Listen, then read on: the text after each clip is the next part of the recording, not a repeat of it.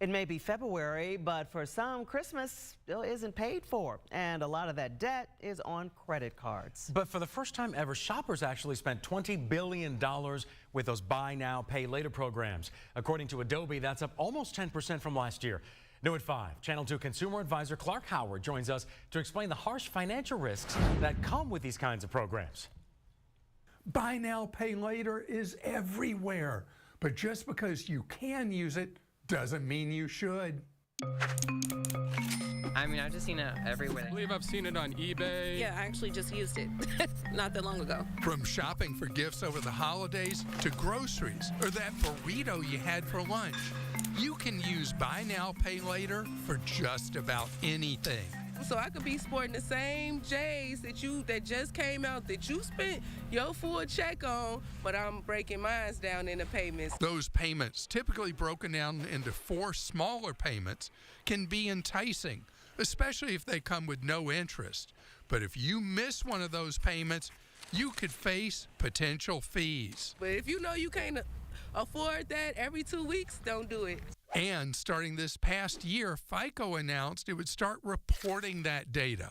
So those missed payments could eat up your credit score. My hope is that, people's credit scores can, also go up as a result of making the payment. Which they do. But remember, just like any other debt, if you have any unexpected medical bills or lose your job, you're still on the hook for those payments. I was really worried about what to do. Danielle Smith says when she changed careers, her income was cut in half.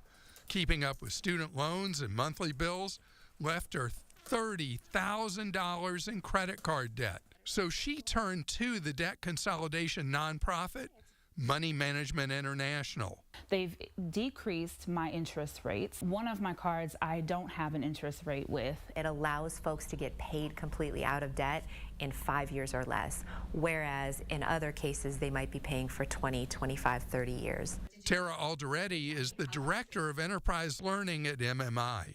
She says every year they see people knowingly go into debt during the holiday season. A lot of folks just put it on the credit card, use that buy now, pay later, think, okay, I'm going to deal with this after the new year, and then it can kind of snowball. Smith said she has used buy now, pay later programs, but has set rules to avoid being caught off guard, and recently learned about it being reported on your credit score. That's good to know. I'll make sure I'm not missing any payments. That was already a priority, but I bet a lot of people aren't paying attention to that.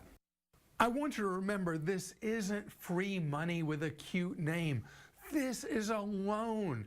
And if you don't do everything you're supposed to, they will eat you up and ruin your credit.